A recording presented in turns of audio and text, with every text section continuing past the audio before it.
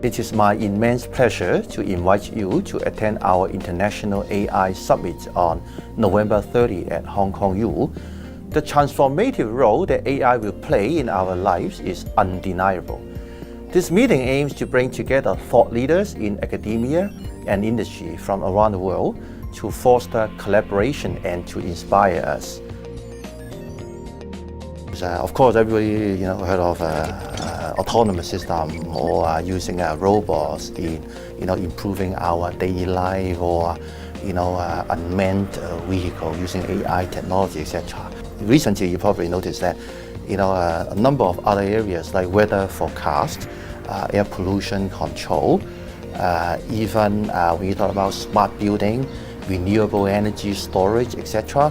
They are all going into using AI to optimize the performance. So these are the areas that we never, dream of in the past, using AI technology to make the efficiency much better, to save more energy, and also to make the world more sustainable.